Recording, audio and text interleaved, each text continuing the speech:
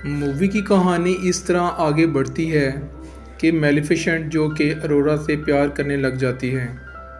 अब वो नहीं चाहती कि इसके दिए हुए शराब की वजह से अरोरा की मौत हो जाए। वो अपने इस शराब को ख़त्म करने की कोशिश करती है मगर नाकाम रहती है। यही जंगल में अरोरा को एक लड़का मिलता है जिसका नाम फिलिप्स है। दरअसल वो अपना रास्ता भटक गया होता है और राजा स्टीफन के महल में जा रहा होता है। वो अरोरा से रास्ता पूछता है, तभी वो एक दूसरे से अट्रैक्ट हो जाते हैं। मेलिफिसेंट को और उसका कौवा ये सब देख रहे होते हैं। उसका कौवा डेवल कहता है कि हमें आंसर मिल गया। जैसा कि तुमने कहा था कि अगर अरोरा को ट्रू लव मिल गया तो इससे तुम्हारा दिया हुआ श्राप ख़त्म हो जाएगा।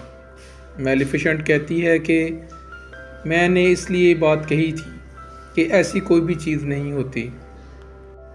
इसके बाद अरोरा अपने घर जाती हैं जहां पर वो तीनों परियां जो कि बचपन से लेकर अब तक अरोरा का ध्यान रखती हैं, वो अरोरा को बादशाह के पास ले जाने की बात कर रही होती हैं। और तभी अरोरा वहां पर आ जाती है और कहती है कि मैं यहाँ से जाने के लिए तैयार हूँ। दरअसल वो मैग्निफिसेंट के पास जाना चाहती है। अरोरा को ये बात पता नहीं होती कि इसके माँ बाप जिंदा हैं।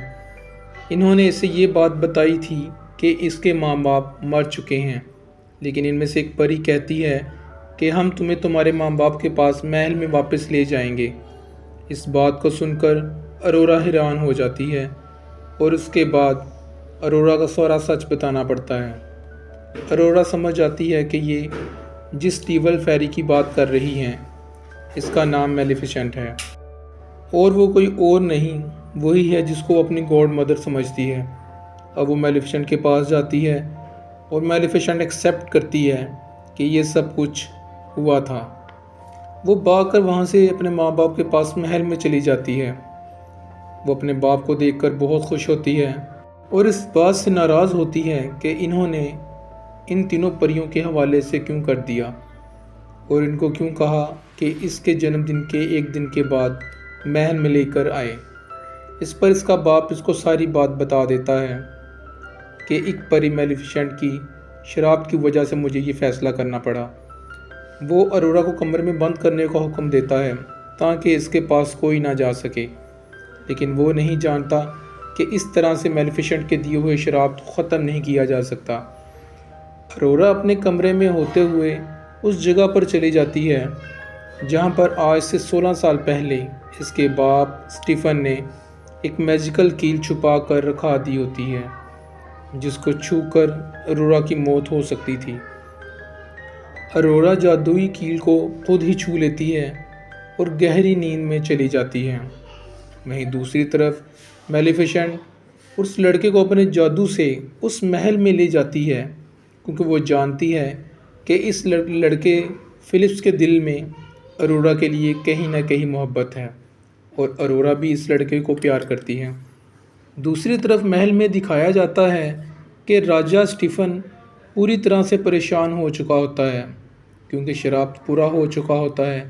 नन्ही परी कहती है कि अगर कोई ट्रू लव इसे मिल जाए तो ये नींद से जा सकती है।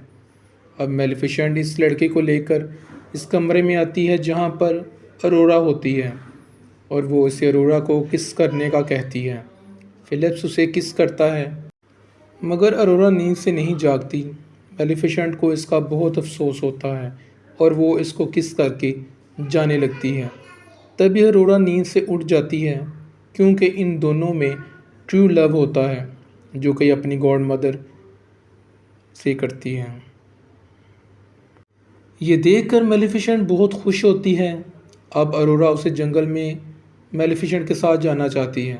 इससे पहले कि वो दोनों वहाँ से जाते, स्टीफन के सिपाही वहाँ आ जाते हैं और मेलिफिसेंट को एक जाल में फंसा लेते हैं। ये एक लोहे का जाल होता है चूँकि लोहा परियों को जला देता है। इस बात का इल्म स्टीफन को बचपन में था।